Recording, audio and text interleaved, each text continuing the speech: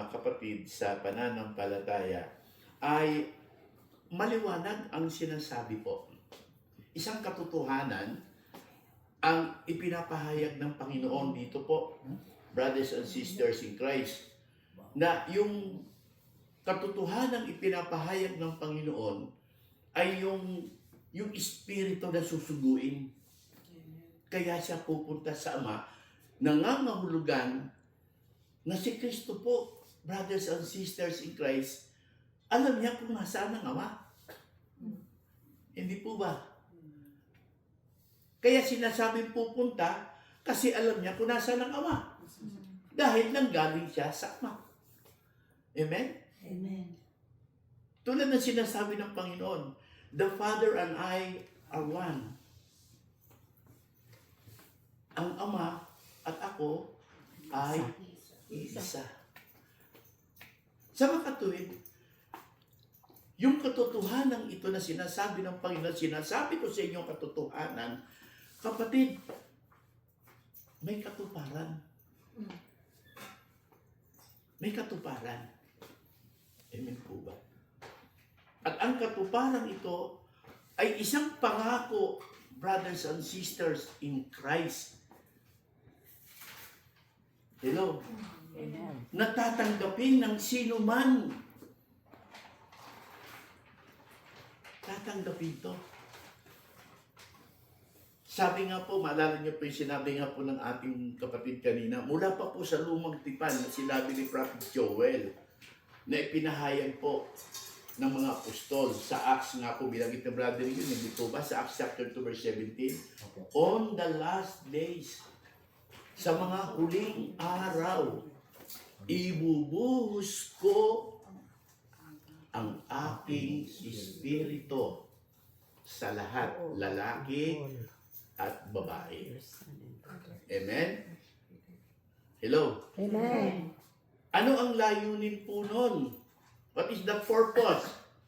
Ang purpose nun, sabi po, para kayo magpahayag, to prophesy.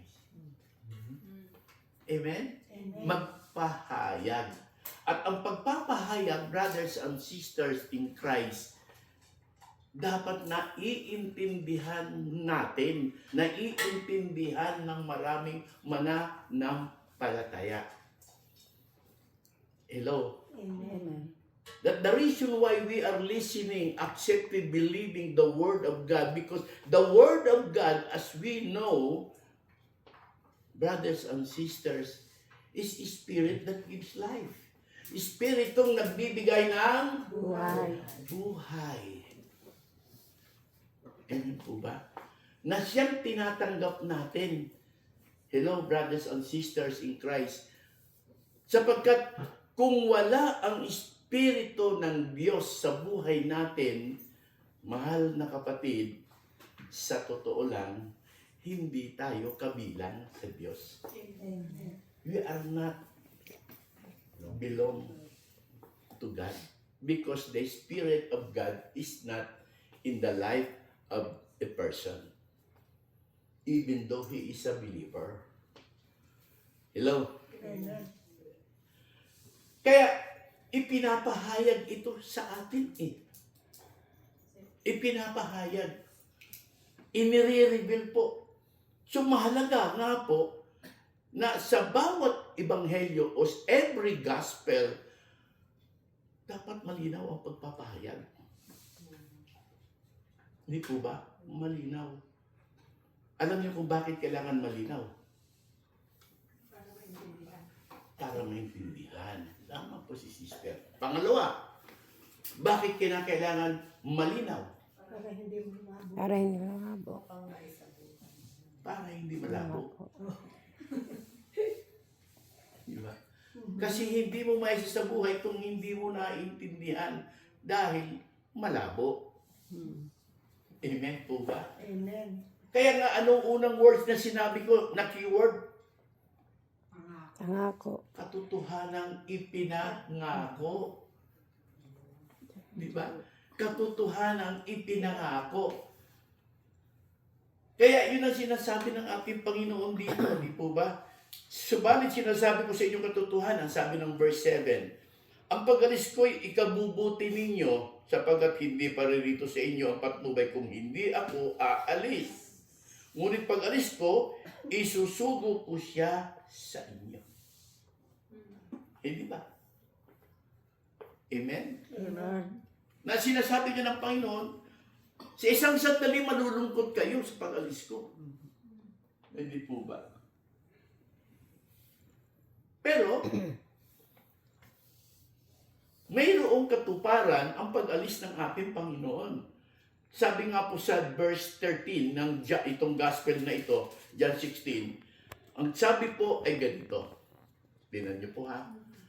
Basahin natin ang John chapter 16, verse 13. Basahin ko. Aba. So, John 16:13.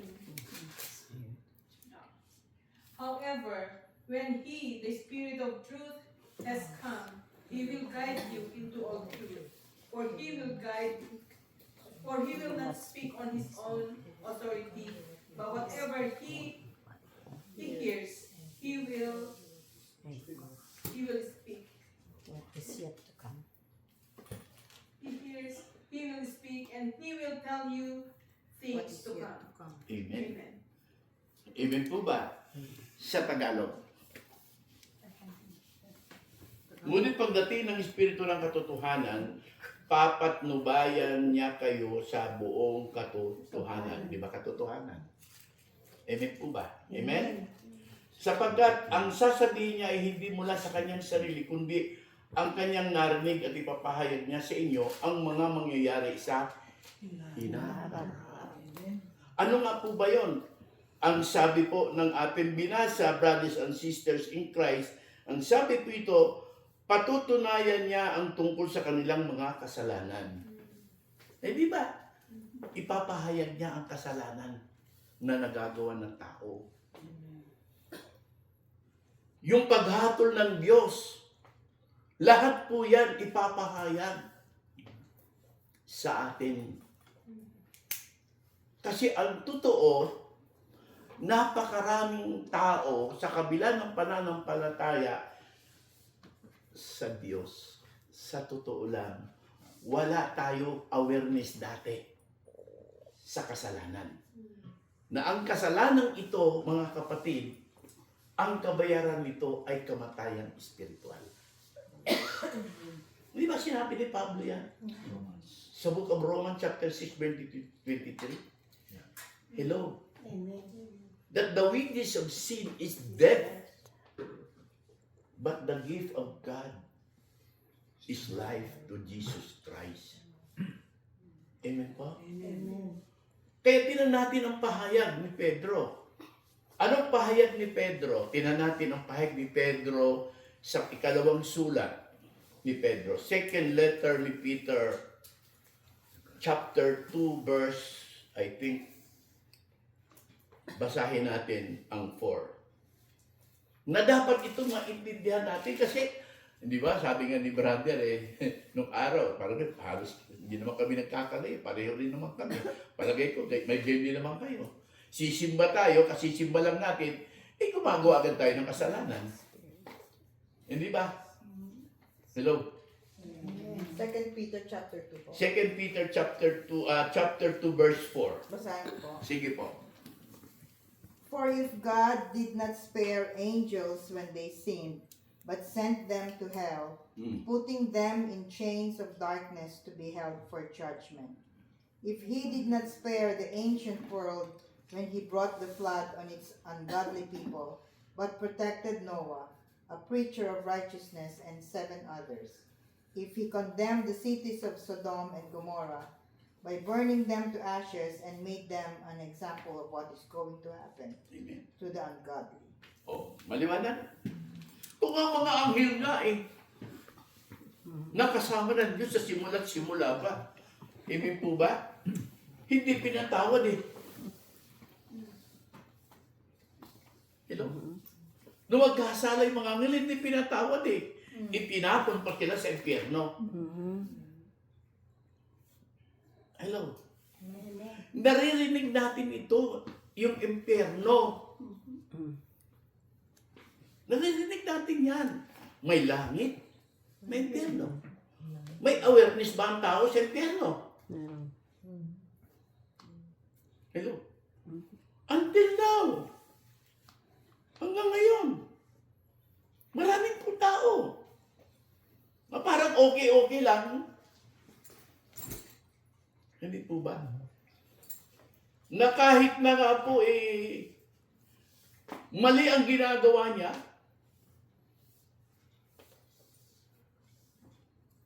pagsisinungaling sa katotohanan, sa kanyang mga ginagawang pagkukurap, pagnanakaw ng pera ng taong bayan na pinaghirapan, may conviction ba? Pero naniniwala sila na may impyerno. Wag na lumayo, katulad ako sa lumang kong buhay. Naririnig ko yung impyerno. Sinasabi ko, may impyerno pala. Hello? Pero bakit ang mga janitor ko niloloko ko ng mga panahon iyon? Di ba? Ginugulangan ko ang mga janitor ko. Kasi bigla akong janitorial services ng araw. Kinukunan ko sila ng 50, share nila para ibigay ko sa SSS. Kasama yung 50 ko para maging 100 ang ibibigay contribution sa SSS. Hindi ko naman ibinibigay. Yung 50 nila, inangkin ko pa. Tuwing sweldo kaya yun. Ilan bang sweldo sa isang buwan? Di ba? 2 beses. Gisinas, katapusan. Makakaisandaan ka. Taon na yun na ginagawa ko. Pero may impyerno, alam ko. Wala akong awareness sa impyerno. Sa panahon ngayon, maraming ganyan. Maraming kumpanya na hindi kaya magbigay ng magandang benepisyo sa mga nagtihirap para yumaman sila. Wala silang awareness. Saan? Sa impyerno. Iyon ang sinasabi ng gospel. Di ba? Basahin po natin. Pagdating ng kanyang patutunayan niya na mali ang taga-sanlibutan tungkol sa kasalanan, tungkol sa katwiran, tungkol sa paghahatol ng Diyos. Hindi ba nakakatwiran? Katatapos ko lang makikinig kayo ng madaling araw, nagkagulo sa Senado. Grabe ang kakinungalingan nila lahat. Nilalahat ko na para sa gano'n naman, hindi maging special ang iba. Hindi, totoo. Nakita ko sa live Hindi ba? Habulan. Yung isang dati presidente, wala akong alam dyan. Pero nagsasabi na nga yung director, hindi, kaya kami nakapasok kasi pinapasok kami. May kutsabahan. Pero sabi, hindi ko alam. Hindi ba? Ang tanong nun, are they are professional? Yes. They are serving to the people of God? Yes. May awareness ba sa demonyo sa impyerno? Brother, they are professional liar. Ino-open natin what is written in the scripture. Kaya sabi ko, kailangan mabuksan. Dahil kung hindi mabubuksan, God be the glory. Hindi ba kawawa sila? Kawawa pa tayo. Ito yung ipinapahayag ng Biblia. Ayos sa sinasabi ng Panginoon. Mali kayo, pangangutuwiran nyo, mali! Hindi ba tayong tao mahintay mga tuwiran? Sino sa atin hindi mahilig mga tuwiran noon? Galing-galingan natin mga tuwiran. Teenager nga tayo, pagka sinasabihan tayo ng magulang natin, nangangatwiran na tayo Hindi ba? Lahat po tayo nagdadaan dyan. Bakit po? Dahil hindi tayo bukas sa espiritual na salita ng Diyos. We are not open. to the Spirit of God's Word.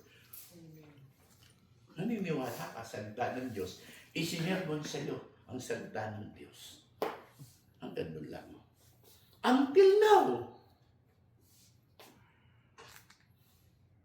Hello? Amen. Kaya pag huwad ka ng mga ngaral, hindi mo sasabihin ang katotohanan. Bakit? Huwad eh. Ano ba yung huwad? Fake. Fake. Fake. Fake news. False. Fake. False prophet. Prophet. Hindi nagsasabi ng katotohanan. Bakit po? Bakit kaya? Dahil mawawalan siya ng followers? Makakabisto. Dahil mababawasan ng mga candy? Hello? Dahil wala na magta-touch? No. If a certain person truly believing that he was sent as anointed, spiritual from God, hindi niya maaring hindi magsabi ng totoo o sabihin ng totoo. Like Paul, like the apostles. Bakit po? Kasi kung alam niyo po, alam natin lahat, kayo alam natin may Espiritu.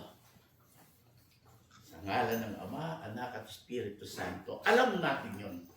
Paano natin nasumpungan ang salita ng Diyos?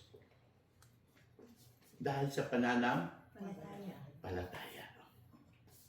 Hello? Amen. Tinanggap natin ang salita ng Diyos na paniniwala natin na ito ay salita ng Diyos. Hello? Amen. Tinanggap natin ang paniniwala na ang salita ng Diyos ay Espiritu ng Diyos. Di po ba? Hello? Amen. Amen pa? Amen. Nung si Kristo po nabuhay, ano ang unang sinabi ng Panginoon sa mga alagad? Peace be with you. Tama ba yun? At pagkatapos, Receive. ano sabi niya? Receive. Receive the Holy Spirit. Hindi po ba? Nandiyan po yan sa John. John chapter 20 po yun. Okay? Hiningahan, he breathed, and he said, receive the Holy Spirit. Tingnan natin kaya para makita ng ano. Para yung mga nakikinig sa atin na may mga Biblia, brothers and sisters in Christ, ay pwede nyo mabuksan. Chapter 20 po yun ng Gospel ni John. No, para masaya. Brother, walang 22 sa dyan. Ha? John chapter 20 po, verse 21 and 22. 20. John chapter 20, verse 21 to 22. Sinabi ni Jesus, sumayin niyo ang kapayapaan. Kung paano sinugo ako ng Ama, sinusugo ko rin kayo. Pagkatapos, sila hiningahan niya at sinabi, tanggapin ninyo ang Espiritu Santo. 21-22 ng chapter 20. So, tinanggap nila. Hello? Amen. Hello? Amen. Di ba? Okay, tinanggap nila. So, anong nasa kanila? Espiritu ng Diyos. Mula kay Kristo? Espiritu ng Diyos. The Holy Spirit. Amen? Amen. Okay. Sa kabila po ng Espiritu na ibinigay ni Kristo sa kanila, may pahayag ang Panginoon bago siya umakyat sa langit. Forgive sin. Okay, puntahan po natin. Biblia po ang sinusundan natin. Yun ang sinasabi ko. Sasabihin natin ang katotohanan sapagkat ipinapahayag ng Espiritu ito. Dadaanan natin yan mamaya. Puntahan natin ang gospel na sinulat ni Luke according to the word of Christ. Luke chapter 24, verse 49. Okay. Luke chapter 24, verse 49. Okay, basahin natin. I am going to send you what my Father has promised. but stay in the city until you have been clothed with power from on high. Okay. Sa makatuwid, remember ha, kung titignan natin ang istorya, nung mabuhay si Kristo, nagpakita siya. Ito, paakyat na siya. Okay. Tama? Tingnan mo istorya ha. Ang ganda yung pinapaliwanag para maliwanag. Stay in the city until you have been Di ba? Huwag kayong aalis. Sabi niya po. Amen po ba? Hanggat hindi na pagkakaluban ng kapangyarihan mula sa langit. Di po ba? So there is anointing from God the Father. Hello? Amen. Okay. Nakuha niyo ibig sabihin? Ngayon, pag-isipan niyo to ha. Pag-isipan niyo to. Para maintindihan niyo po at maging bukas kayo sa bagay ng pinag-uusapan natin. Ano sinabi ko ba? Maging bukas. Para maging bukas. Pinag-uusapan. Pakinggan niyo po. Amen? Para mas lalo niyo maintindihan, brothers and sisters in Christ, ang pinag-usapan natin upang ganap kayo maging bukas. Kapagkat ang sabi nga po ni Pablo sa sulat niya sa mga taga-Korinto, yung first letter ni Paul to the Corinthian, sa chapter 2 po, no? Verse 10, tinan niyo po. Verse 10 to the following verses. Kaya kung mapapansin niyo po,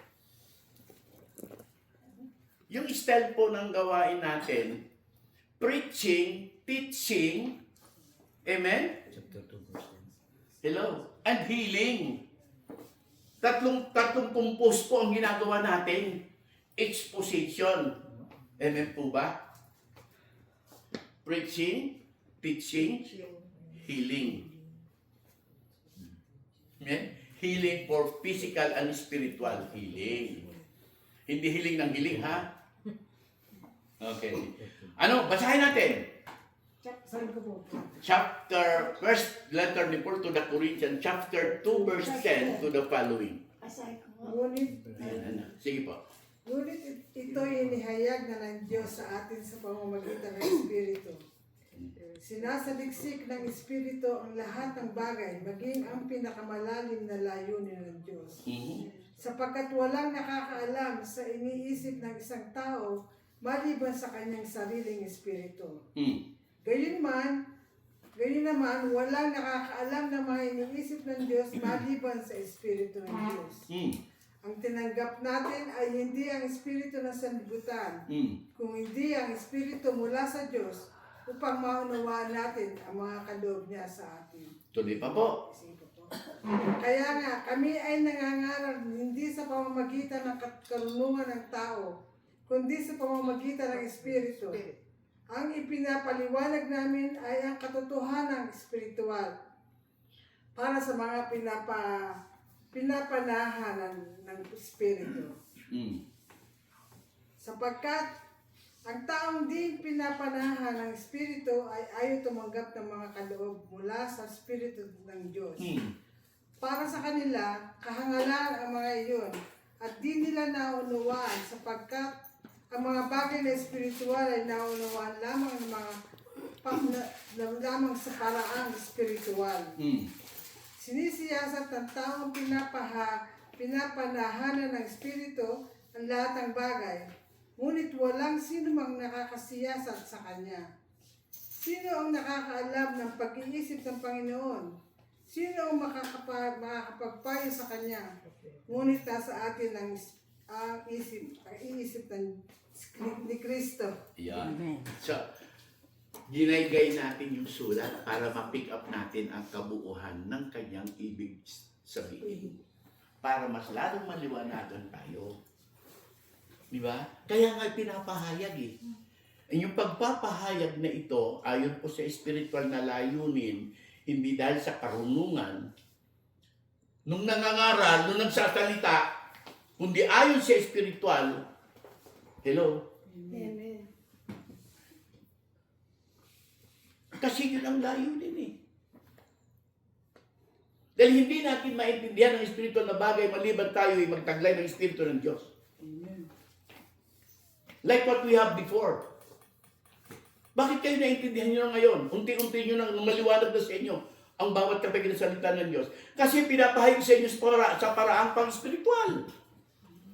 Kung hindi na ipapahayag sa inyo paraang spiritual, sa tingin nyo ba magiging mature ang spiritual nyo? Of course, hindi. Di ba? Kasi marami na po mga ngaral eh. Marami na mga churches. Even our church. Gaano ba karami ang nabubuhay na nagpapahayag ng spiritual ng Diyos sa buhay nila? Gaano karami? Hindi lang po sa Catholic Church. Hello? Amen. Hello? Yun ang katotohanan. Dapat maintindihan natin ang katotohanan. Hindi ba? Kaya hindi taglay natin ang kaisipan ng Diyos eh. Kasi isipan pa rin ng demonyo ang laman ng isip ng tao. Paano man lamang sa kapwa-tao? Paano makapaghusga sa tao? Diba? Paano lagi pong sasabihin ang kamalian ng tao? Until now, marami pang ganyan yan. Nagkukulang sa pagpipigil ng sarili. Kasi yung fruit of the Holy Spirit, brothers and sisters, hindi nagkakaroon ng kaganapan, sabi ni Pablo. The fruit of the Holy Spirit. Alam naman natin the fruit of the Holy Spirit. Love, peace, joy, humbleness, self-control. Lahat po yan. Lahat ng Kristiyano meron yan spiritual na salita ng Diyos. Hindi po ba? Hello? Amen. Kaya nga Kristiyano yan because they are baptized in the name of Christ. Kaya nga sabi ng mga apostol, no? Paano kayo sabi sa mga Gentile, paano kayo nabautismuhan? Nabautismuhan kami sa pangalan ni Jesus. Yun ang alam nila. Hello? Amen. Nagkaroon na sa kanila. Pero nagkaroon ba ng complete anointing yung Espiritu na yon sa kanila? Paano nangyari? Gusto niyong buksan ng Biblia? Opo. Hello? Amen. Siyempre, buksan natin ang Biblia. Para hindi tayo maging judgmental. Hindi nagpapahayag tayo ng katotohanan sapagkat nakabase tayo kung anong nasusulat. Hindi ba? Amen. Hindi sa pamamagitan ng karunungan. Lungan. Pansinin natin ang aklat ng gawa sa chapter 8, verse 14.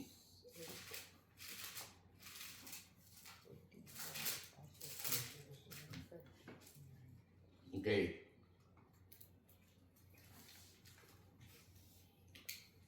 Sige po, basahin natin ang aklat ng gawa, chapter 8, verse 14 to 17.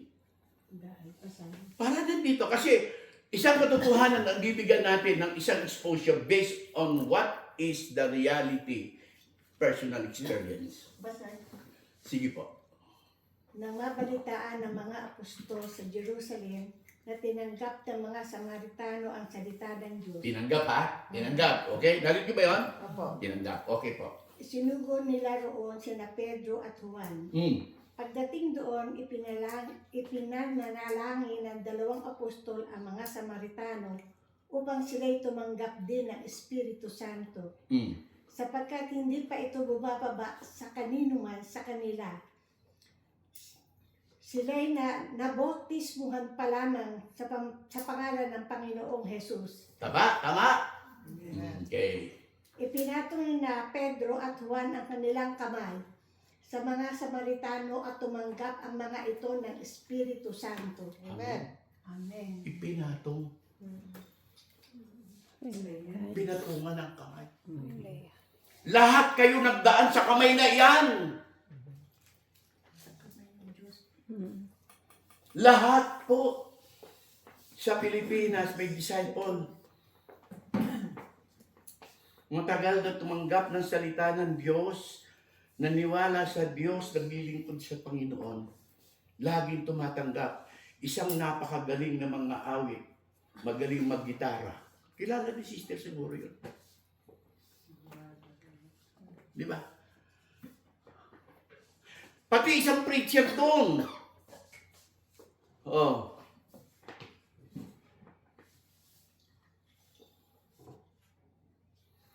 Tuwing may gawain, pinapatungan ng kamay. Tuwing may gawain, pinapatungan ng kamay.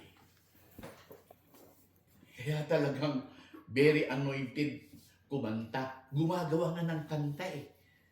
Nagko-compose nga ng kanta. Hello? Amen. O sabihin na natin, no? Na andun po ang kanilang paniniwala sa Diyos. Tumatanggap ng salita. Di ba sabi, tumatanggap ng salita ng Diyos? Binaliwala yung bagay na yun. Yung preacher, nagmalaki pa. May rami na akong alam. Si Brother Hibil, kilala mo yun, preacher yun. Kinabi ko na pangalan para malaki. Di ba? Kilala mo si Brother Hibil, di ba? Preacher yun. Umupunta yun sa kanila, naasayin sa kanila. Afterwards, ano nangyari? Nagmalaki pa. Marami na akong alam ko na to. You cannot live. Hindi mo dapat ipagmalaki yun. Sapagkat ang katotohanan nun, may ginamit lang ang Diyos sa iyo. Para tanggapin mo, pakinggan mo, magkaroon ka ng alam sa salita ng Diyos. At ipinatong ang kamay sa iyo upang i-anoint ang salita ng Diyos na siyang Espiritu na nasa sa iyo. Magmamalaki ka.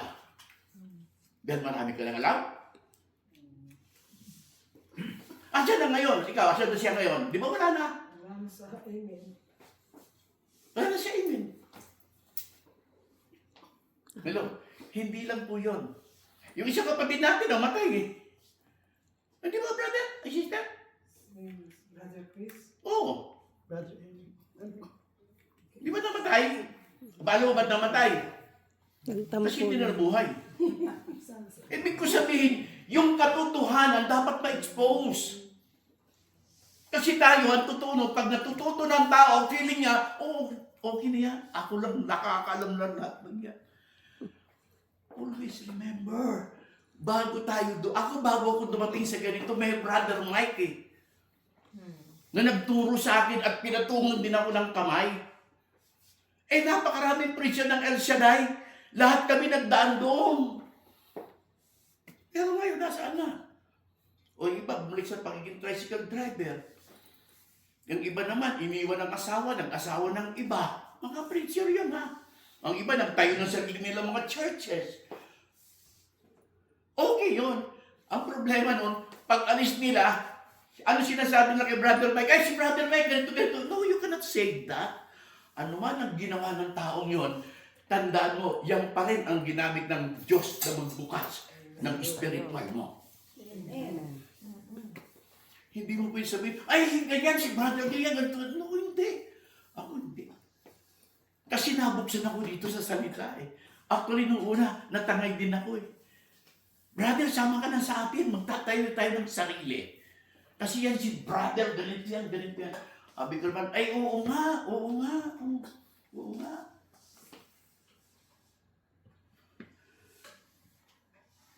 Yung nga naging courage sa akin, pumunta pa nga rito sa Amerika. Brother Joel. Hinabot pa ako ganito para bumalik magsama-sama ulit kami. Wala na rin. Wala na sila. Wala na rin sila. Si Brother Joy po na, ibang preacher. Ang sinasabi ko, totoo, bakit po? Kasi gusto ko maging bukas kayo sa isang katotohanan na pinag-usapan natin katotohanan. Di ba? Hello? Amen. Walang sino ang pwedeng magmalaki sa atin lahat. Tinuruan tayo ng Panginoon. But always remember, there is something that we must understand. May sinugo. Hello? Amen. Matagal na nga tayo Kristiyano, matagal na tayo nagbabasa ng Biblia, matagal tayo nakikinig ng Biblia, matagal tayo Kristiyano. Nabuksan ba tayo? Naintindihan na ba natin ang spiritual? Na pinaniniwalaan natin, Father, Son, and Holy Spirit? Hindi. Ba't ngayon natin kaintindihan? Kasi nga, ito yung sinasabi natin. Mayroong susi na ginagamit na magbukas.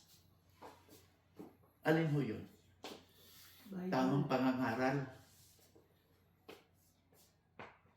Amen po. Amen. Tamang pangangaral. At yan po ang sinasabi ng Panginoon na tinatanggap natin ngayon. Hello? Amen. Amen po. Amen. Tinatanggap natin ngayon, brothers and sisters in Christ, sapagkat ipinapahayag ito sa atin, sa inyo, sa paraang spiritual. Hindi sa paraan ng karunungan. Hello? Amen. Pero alam mo ang demonyo, ang lakas makadeceive. Lakas makadeceive ng demonyo. Bakit po? Marami ha? Hindi ko sinasabi kayo, marami. Maraming taong natuto, nung matuto po, akala mo, nagsimula siya sa sarili niyang paraan. Hello? Amen. Amen? Amen. Ito yung sinasabi ng Panginoon sa atin. Nasa ng Panginoon? Nasa langit. Sinusubo niya ang salita niya na sa Espiritu. Dumating ba sa iyo? Nakatagpo mo ba siya? Kinamayan ka ba niya? Nakita mo ba siya? Hindi, may nagsalita, may nangaral. Ganoon lang kasimple yung hello. Dumating sa iyo ang Espiritu na salita dahil may nagsalita sa iyo. Hindi ba? So tayo, ganyan din po tayo ngayon. Tayo na tumatanggap, dapat po natin gamitin ito sapagkat sinabi ng Panginoon that you will receive power when the Holy Spirit comes upon you and you will be my witnesses. Yan ang tinanggap. Yan ang empowered sa iyo ngayon. Yun ang sinasabi po, on the last days, I will pour out my spirit to all flesh and you will prophesy. That is the purpose.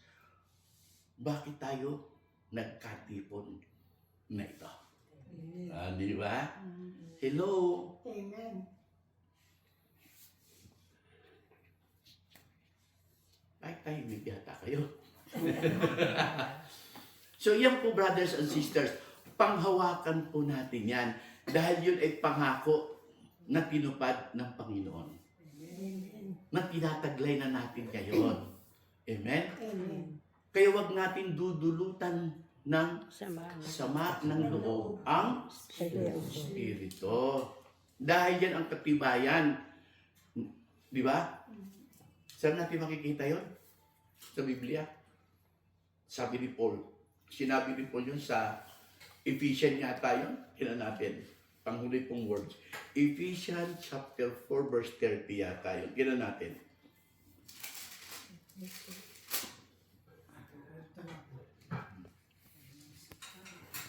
Okay? Ephesians chapter 4 verse 30 to 31. Basahin mo. Opo. At huwag ninyong saktan ang kalooban ng Espiritu Santo, sapagkat siya ang tatak ng Diyos sa inyo. Ang katibayan na kayo tutubusin pagdating ng takdang araw. Amen. Amen. Bakit natin ito binuksan? Kasi sa nangyayari sa Pilipinas, kahit po sa gawain natin, sa chapter natin, nagkakagulo. Dahil saan? Sa paglilingkod. Ang bawat chapter, minsan ang main chapter, nagigisanhin ng kaguluhan sa ibang mga chapter na binuksan ng Panginoon. Sino nagbukas ng gawain doon? Ang Panginoon sa pamamagitan ng mga elders sa main. Ayun, kaya gusto ko sila pa kasi nakikita ko pwede sila makinig para mabuksan din sila. Nagigisanhi kayo mga elder na ginamit ng Lord para magkaroon ng gawain doon. Kayo pa rin magigisanhi na magkakaroon ng kaguluhan doon. You are not serving in spiritual purpose in according to the will and power of God. Ginamit kayo kapag magiging instrumento ng kaguluhan nila. Ikaw na elder. Di ba? Kaya nagkakahiwalay-walay kayo. Isa, huwag yung tulutan na sama ng loob. Huwag kayo mabubulyaw. Yung sabi dito, sa binasa ni, siba bumasa si sister, basahin niyo po yan. Para maintindihan niyo po mga kapatid sa Panginoon. Kayo po na nandyan. Alam po nandyan po kayo mga kapatid ng mga lingkod ng Panginoon, mga elders. Isa sa inyo nakikinig, ikakalat nga sa chapter natin yan sa May. Hello? Amen. Tandaan natin, hindi pera-pera ang paglilingkod. Hindi pera-pera. Buhay spiritual ito, kapatid. Amen? Amen. Huwag niyong hayaan na tayo po ginagamit ng Panginoon. Maging sanyo po tayo, brothers and sisters in Christ, na mapawalay ang mga binigay sa atin ng Panginoon. Sapagkat ang Panginoon ang nagbigay sa atin. Hindi ba? Huwag natin silang itulak palayo. Brother, meron lang ako si share. Maiksi lang po ito. Siwa tayo. Kasi po nung Sunday, di ba Mother's Day, ano po. Ngayon, yun pong aking alaga sa Pilipinas, anak-anak. Makikita natin. Sinabi lang pa yung, huwag kayong aalis. Amen? Amen. Huwag kayong aalis. Saan? Sa Panginoon. Amen. Huwag kayong aalis sa Panginoon. Amen po ba? Amen. Ganun po yun. Kahit saan tayo pumunta, kahit po tayo umatin kung saan, huwag tayong maalis sa Panginoon. Kasi isa lang po ang nangako sa atin na pagkakaluban tayo ng Espiritu mula sa Diyos Ama. This only one. Jesus Jesus Christ. Christ. Amen. Kasi ang iba, wala kung saan napupunta eh. Napupunta sa mga 12 panalangin, kung saan. Hindi yung masama yun ha. Lalo-lalo na po sa ilang Birheng Maria. Kasi ang iba, marami mga biboto sa mga saint, hindi yung masama yun, maganda po yun. Pero huwag natin kakalimutan, isa lang po pinagmumulan ng Espiritu mula sa Diyos Ama, si Kristo lang. Kasi ang iba, pag naakay ng ibang mga grupo na may mga biboto, kasi nung isang araw, na may na-encounter kami ni Sister La Army, nag-iinganyo. Sabi niya, brother, kasi ano daw sila, tawag dito, knights po sila, knights. Night of Columbus. Bahala na ko yung Knights ito of yung knights. Columbus. Sabi niya, sama ka sa amin. Pag nagtitipon kami, ang sabi sister, maraming pagkain. Sabi ko, pagkain. Pagkain lang pala. Eh, inganyahin mo ko. Sumama sa grupo dahil maraming pagkain. Ginawa ko PG, brother. Eh, si-share ko lang po yan.